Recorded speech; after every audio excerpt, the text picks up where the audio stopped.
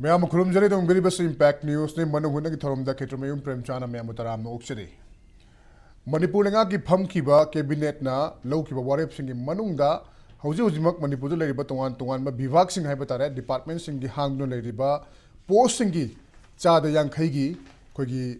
employee Singh हाइबा तारे सरकार की थबक से लौरगनी हाइबगी वफम अमा फोंदोखिबा अदुगा मसिगी मनुंग दा टूरिज्म अमदी होम डिपार्टमेंट की दी क्लियर ओइखरे हाइबदी हांगलिबा पोस्टिंग लौनबगीदमक्ता क्लियर ओइखरे हाबी वफम से लाकपा अदुमकपु ममांगना तोंगान तोंगान डिपार्टमेंट सिंगी थबक कौखिबा लौखिबा सिंह हौजिक फावबा हाइदोक्तना लेरिबा कया अमा यावरी अदुगा हौजिक ओइदिबा मणिपुर की सेन थुंगी फिबम से येंगलगा थबक लौबगी मियेंग चंगलाइबा अदुगा मसिदा करमना कोइना मियेंग चंगबा यारिबगे लेरिबा फिबम मसिदा थबक लौबा अदुगा थबक लौबा मतमदना मु करम समस्या सिंह ममांगना थेंगनखिबा हौजिक थेंगनरकदौरिबगे हाइबना चिंगबा सिंह अदु खरनबा ngasi कोइना थमजरिबा टॉपिक असी new recruitment and pending results हाइब हिरम मसिगी मतंग अनि हाइब हिरम मसिगी मतंगदा मनुंग हुन खरनबा ngasi इम्पैक्ट न्यूज़ की स्टूडियो रिलेशन बिरिबासी इहान हानमदा आइगी हेक येथंगमदा फंबिरिबासी Laishram Sharat senior vice president Manipur government services federation नि अहानमदा ओजाबु तराम ओक्चरी मथंग इलेक्शन बिरिबासिना हुयेन लानपाओ पाउक्सगी एडिटर ओइबिरिबा धनबीर माइबमनी ओजाबु तराम ओक्चरी अदुगा यर इथंग थंगमदा इलेक्शन बिरिबासिना मणिपुर यूनिवर्सिटी की इकोनॉमिक्स डिपार्टमेंट की प्रोफेसर ओइबिरिबा डॉक्टर चिंगलेन माइसनाम नि ओजाबु तराम ओक्चरी आई इहान हानबा वफम से ओदा चिंगलेन मणिपुर की सेल थुंगी फिबम से उजाना सो तोंगान तोंगान बा प्लेटफॉर्म क्या वफम क्या थम्बीख्रे अखोइगी सिगी मनुंग हुन्नगी थोरमदसु क्यारखना फोंदोक पिख्रे अदुगा हौजिक्सी लेंगाकना मुक लेरिबा डिपार्टमेंट सिंगसी मसिगी वाटलिबा कोइगी वैकेंसी पोस्टिंग से मसिगी चादा यांखैदी मेंखनलगनी मसि थबक लौरगनी हाइबा तारे पाक्तकना हेता लौबगी मवोंगनी अदा मसि लौरकपा हाइसी ममांगदा तोंगान तोंगानबा डिपार्टमेंट सिंगी थबक लौखिबगी वफम म्याम लैख्रे हाइदोक पिरो हाइदना फोल हाइदोक पिरो हाइदना इरांग हौखिबा बन कौगनी तोरंबा कौखिबा म्याम यावख्रे मसि म्याम से हाइदोक त्रिंगाइदा अनौबो रिक्रूटमेंट अमा लौगनी हाइबी वफम लाइसी मसि तसेंगनमक ngसागी मखोगी लेंगाक अमा ओइबगी मथौ ताबा मागी मेशनरी सिंग वालकपगी ओइगदौरिब्रा नत्रगना मसिदैसिदा मियामना होजिक यामना हंगनरिबो वफमदी मणिपुर थबक लौबा मतमदा सिंजाथुनबा तौई हाइबसी मयामना लोइमक हाइनरगा लेबा वफम ओइबना लेंगाक से पैसा लेतेदना मुक मियामदगी पैसा खोमगी हाइरिब्रा हाइबगी वफम सिबा वफम क्यादा हाइनबा हौरे अदुना हाइरिबा अनौबा थबक लौबगी मतंग अदुगा ममांगदा लौखिबा थबक याम हाइदोक्तबई मतंग सिदा करम मियेंग थंबा याबगी हाइबदु अहामदु जान थंबियो हौजिक्सी मरुइना कोई मागी सेंथुंगी फिल्म से तोइने तोइने सु हाइजरेको अदु याम हेना कोई लुसलुबा नतबा चम चमना कोई इ पाउदा कोइना ताबदसु नहान मक्तदा कोई सिंग चनबा चलुबा सिनमी मरी कोई पुंसी पिखम नकिबसे सिगी मागी इमुंग मनुंगी लेरमिबा फिबम को याम खमथिंगना सोकपा फिबम इवन कोई नोंबगी लुपा चाम खकी कोई सिंग मपुन अमा मदुगी कोई फंगना होनबदा मागी पुंसी मांगिबा अदुगी थाक यौसलाबको हाइदि कोइना ngसागी मनु हजना लेबा जगा सिंग सिददी सिगी वायलेंस सिना सु मरम ओइदना हाना सु दुंबाय अदु हेंजन गिदना ngसागी मी सिंग सि खम थिंगना सु वाबा मतम ओइबा अदगी कोई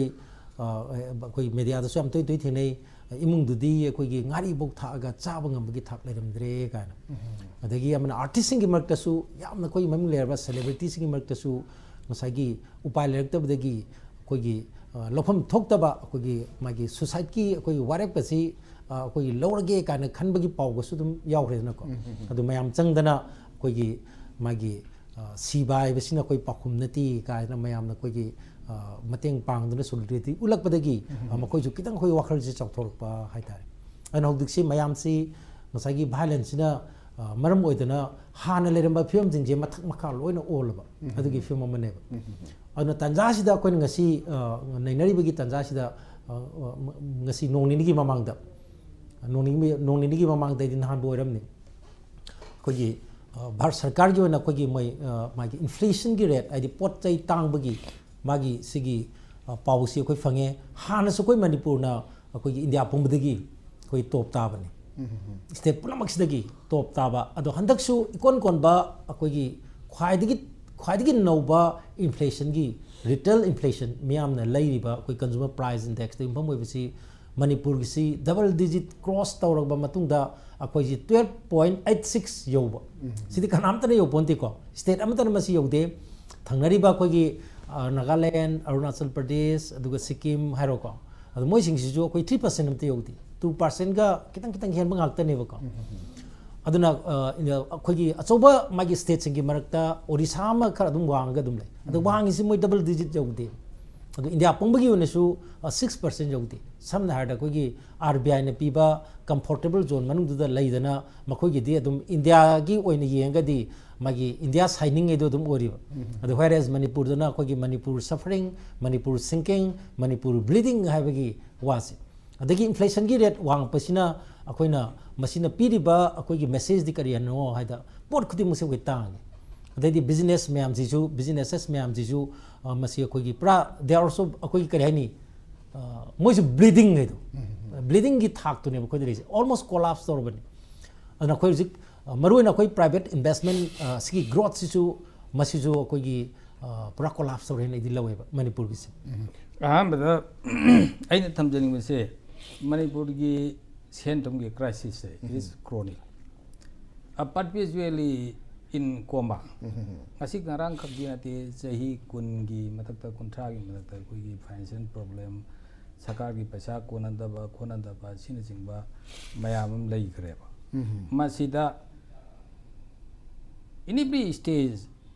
sakib sakar kaya gi matam gi lere iba financial problem se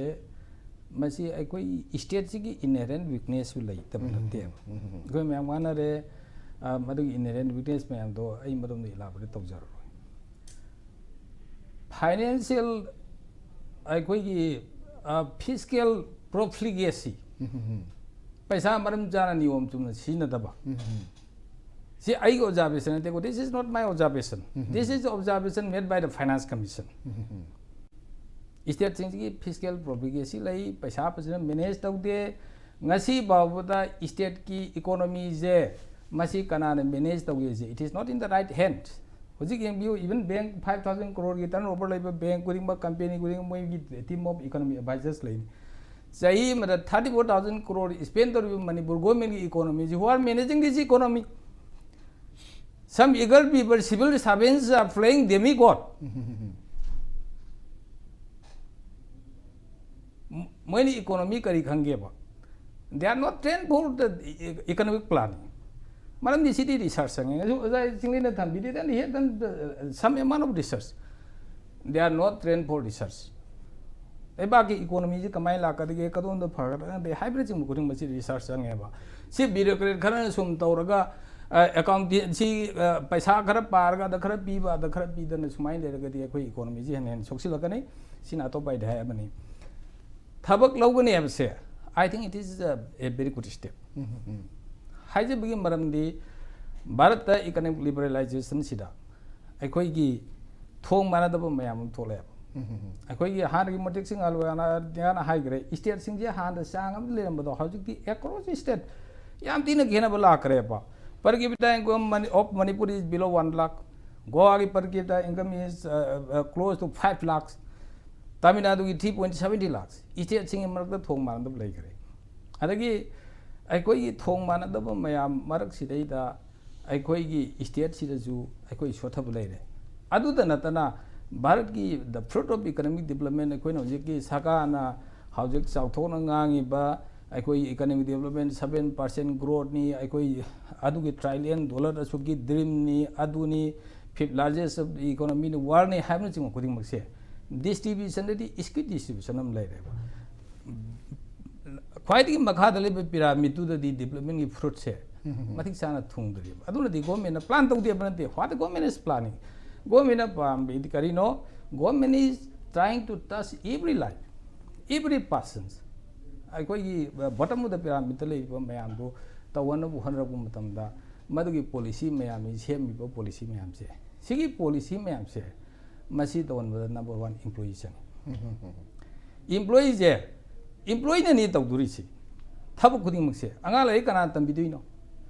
anala em kana tam duino patient kana care lo duino sipuna employee ne hajari ba ꯊꯕꯛ ꯂꯧꯅꯤꯅ ꯍꯥꯏꯕꯗꯨ ꯉꯔꯥꯡꯒꯤ ꯆꯥꯟꯗꯦꯜꯗ ꯄꯥꯡꯊꯣꯛꯈꯤꯕ ꯀꯦꯕꯤꯅꯦꯠ ꯃꯤꯇꯤꯡꯗꯅ ꯋꯥꯔꯦꯞ ꯂꯧꯈꯤꯕꯅꯤ ꯑꯗ ꯍꯣꯝ ꯗꯤꯄꯥꯔꯠꯃꯦꯟꯒꯤꯗꯤ 100% ꯂꯧꯅꯤ ꯍꯥꯏ ꯉꯔꯥꯡꯒꯤ ꯀꯦꯕꯤꯅꯦꯠ ꯗꯤꯁꯤꯖꯟꯗꯨꯅ ꯂꯧꯕꯗ ꯑꯗꯨꯒ ꯔꯤꯃꯦꯅꯤꯡ ꯑꯇꯩꯅ 50% ꯃꯦꯟꯁꯤꯟꯅꯤ ꯍꯥꯏꯕꯅꯤ ꯑꯗ ꯊꯕꯛ ꯂꯧꯐꯝ ꯊꯣꯛꯏ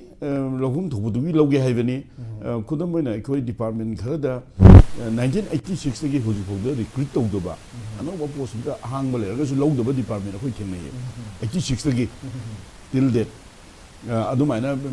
ꯃꯤꯁꯦ ꯑꯗꯨ ꯈꯨꯟꯊꯥꯛ ꯂꯥꯟꯁꯤꯗꯅ ꯇꯧꯔꯝꯕ ꯗꯤꯄꯥꯔꯠꯃꯦꯟꯁꯦ ꯑꯩꯈꯣꯏ ꯆꯠꯂꯒ ꯀꯩꯅꯣꯝ ꯆꯦ ꯑꯃ ꯄꯤꯕꯤꯌꯨ ꯑꯗꯨ ꯇꯧ ꯍꯥꯏꯔꯨꯕꯗ ꯑꯁ ꯑꯩꯈꯣꯏꯒꯤ ꯃꯤꯁꯤꯡꯁꯦ ꯑꯁꯨꯛ ꯂꯩꯒꯗꯕꯗ ꯑꯩꯈꯣꯏ ꯑꯁꯨꯛ ꯈꯛꯇ ꯉꯥꯏꯔꯦ ꯀꯥꯏꯅ ꯍꯥꯏꯔꯛꯄꯁꯦ ꯑꯩꯈꯣꯤ ꯊꯦꯡꯅꯔꯦ ꯉꯔꯥꯡ ꯅꯍꯥꯟꯃꯛꯇꯀꯣ ꯑꯗꯩꯗ ꯑꯩꯒꯤ ꯑꯣꯏꯕ ꯃꯣꯠꯇꯗꯤ ꯍꯣꯏ ꯑꯣꯖꯥ ꯆꯤꯡꯂꯦꯟꯅ ꯊꯝꯕꯤꯕ ꯑꯣꯖꯥ ꯁꯔꯅ ꯊꯝꯕꯤꯕ ꯃꯅꯤꯄꯨꯔꯒꯤ ꯁꯤꯆꯨꯋꯦꯁꯟ ꯃꯅꯤꯄꯨꯔꯒꯤ ꯃꯤꯌꯥꯝꯒꯤ ꯁꯦꯟꯃꯤꯠꯂꯣꯟꯒꯤ ꯇꯥꯡꯀꯛ ꯐꯤꯕꯝꯒꯗꯨ ꯑꯗꯨꯝ ꯄꯟꯕꯤꯈ꯭ꯔꯦ ꯍꯧꯖꯤꯛ ꯍꯥꯏꯔꯤꯗꯨꯅꯦꯕ ꯅꯍꯥꯟꯒꯤ ꯇꯥꯡ 10ꯗ ꯁꯤꯡ ꯆꯟꯕ ꯆꯠꯂꯨꯕꯗ ꯂꯩꯈꯤꯗꯕ ꯏꯕꯣꯝꯆꯥꯒ ꯃꯥꯏ ꯃꯆꯥꯅꯨꯄꯥ ꯑꯅꯟꯒ ꯃꯣꯏ ꯏꯃꯨꯡꯗꯨ ꯄꯥꯈꯟꯅꯦꯕ ꯈꯜꯂꯤꯗꯣ ꯃꯣꯏ ꯏꯃꯨꯡꯗꯨ ꯖꯤꯡꯒꯅ ꯄꯥꯈꯟ ꯈꯜꯂꯤ ꯑꯗꯨꯒ ꯄꯥꯈꯟꯗꯨꯁꯨ ꯄꯩꯔꯒ ꯂꯩꯔꯦ ꯑꯗꯨꯒ ꯐꯨꯔꯤꯠ 2 ꯁꯨꯅ ꯂꯤꯠꯈꯤꯗꯕꯅꯦꯕ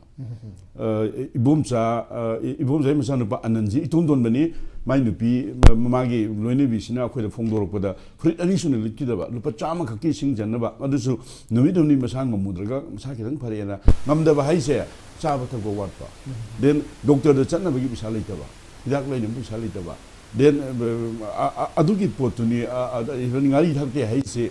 ꯃꯣꯏ ꯏꯃꯨꯡꯗꯨꯅꯦꯕ ꯍꯞꯇꯥ ꯑꯃ ꯍꯦꯟꯅ ꯑꯩꯈꯣꯏ ꯉꯥꯔꯤ ꯐꯥꯎ ꯊꯥꯛꯄ ꯉꯝꯗꯕꯒꯤ ꯂꯩꯕ ꯑꯗꯨꯒꯤ ꯄꯣꯠꯇꯨꯅꯤ ꯑꯗꯩꯗ ꯍꯣꯏ ꯑꯗꯨꯅ ꯉꯁꯥꯏꯒꯤ ꯑꯩꯈꯣꯏ ꯃꯅꯤꯄꯨꯔꯒꯤ ꯍꯧꯖꯤꯛ ꯑꯣꯏꯔꯤꯕ ꯁꯦꯟꯃꯤꯠꯂꯣꯟꯗꯨ ꯑꯣꯖꯥ ꯆꯤꯡꯂꯦꯟ ꯍꯦꯟꯅ ꯀꯟꯁꯔꯟ ꯑꯣꯏ ꯑꯩ ꯑꯗꯣꯝꯗ ꯆꯠꯆꯔꯣꯏ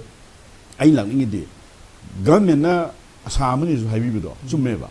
ꯃꯉꯥꯜ ꯑꯃ ꯎꯕꯩꯁꯦ ꯑꯁꯥ ꯍꯥꯏꯁꯤꯅ ꯃꯤꯑꯣꯏꯕ ꯑꯩꯈꯣꯏ ꯄꯨꯝꯅꯃꯛꯅ ꯍꯤꯡꯉꯤꯁꯦ ꯑꯁꯥꯒꯤ ꯃꯄꯥꯟ ꯇꯥꯡꯉ ꯍꯤꯡꯉꯤꯅꯦꯕ ꯑꯩꯁꯦ ꯀꯩ ꯑꯁꯥ ꯂꯩꯇ꯭ꯔꯕ ꯑꯗꯨꯋꯥꯏꯗꯅꯦꯕ ꯃꯤꯁꯤ ꯁꯨꯁꯥꯏꯗꯦꯜ ꯇꯦꯟꯗꯦꯟꯁꯤ ꯑꯃ ꯂꯥꯛꯇꯅ ꯑꯁ ꯑꯩꯒꯤ ꯐꯦꯃꯤꯂꯤ ꯌꯦꯡꯉꯨꯔꯦ ꯑꯩ ꯑꯗꯨ ꯇꯧꯔꯦ ꯑꯩꯒꯤ ꯃꯔꯨꯞ ꯃꯄꯥꯡ ꯌꯦꯡꯉꯨꯔꯦ ꯃꯅꯤꯄꯨꯔ ꯂꯩꯉꯥꯛꯀꯤ ꯑꯣꯏꯔꯦ ꯑꯗꯩ ꯏꯟꯗꯤꯌꯥ ꯂꯩꯉꯥꯛꯀꯤ ꯑꯣꯏꯔꯦ ꯑꯁ ꯑꯩꯁꯤ ꯃꯥꯂꯦꯝꯁꯤꯗ ꯂꯩꯕꯁꯦ ꯑꯩꯁꯦ ꯂꯩꯐꯝ ꯊꯣꯛꯇ꯭ꯔ ꯃꯥꯜꯂꯦ ꯀꯥꯏꯅ ꯁꯨꯁꯥꯏꯗꯦꯜ ꯇꯦꯟꯗꯦꯟꯁꯤ ꯑꯃ ꯂꯥꯛꯇꯅ ꯃꯁꯥꯅ ꯃꯁꯥꯕꯨ ꯍꯥꯠꯇꯣꯛꯆꯕ ꯉꯝꯃꯤꯁꯦ ꯃꯤꯗꯣ ꯑꯁꯥ ꯂꯩꯔꯛꯇꯗꯣꯏꯅꯦ ꯃꯉꯣꯟꯗ ꯑꯁꯥ ꯑꯃ ꯄꯤꯕ ꯍꯧꯖꯤꯛ ꯍꯥꯏꯔꯤꯗꯨꯅꯤ ꯑꯩꯈꯣꯏ ꯑꯥꯔꯇꯤꯁꯁꯤꯡꯒꯤ ꯃꯤꯂꯤꯇ꯭ꯔꯤꯗꯒꯤ ꯂꯥꯛꯏꯕ ꯀꯩꯅꯣꯁꯤꯅ ꯁꯣꯛꯆꯟꯕ ꯑꯥꯔꯇꯤꯁꯁꯤꯡ ꯃꯊꯪ ꯎꯅꯕꯗ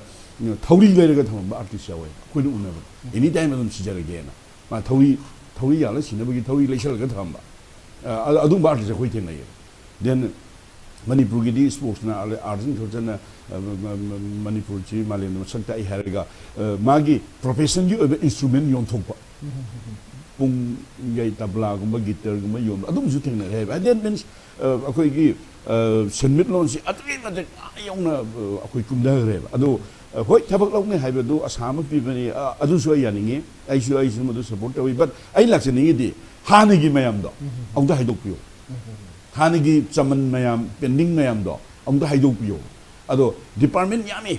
ꯍꯥꯏꯗꯣꯛꯇꯅ ꯂꯩꯕ ꯑꯅꯥꯃꯅꯤ ꯅꯥꯏꯗꯅ ꯏꯁꯤꯡ ꯃꯅꯨꯡꯗ ꯂꯩꯇꯨꯝ ꯊꯥꯗꯧꯕꯗꯧꯅ ꯆꯨꯞ ꯂꯨꯞꯇꯨꯅ ꯂꯩꯈꯤꯕ ꯗꯤꯄꯥꯔꯠꯃꯦꯟꯁꯤ ꯐꯅꯌꯥꯝ ꯌꯥꯝꯃꯦꯕ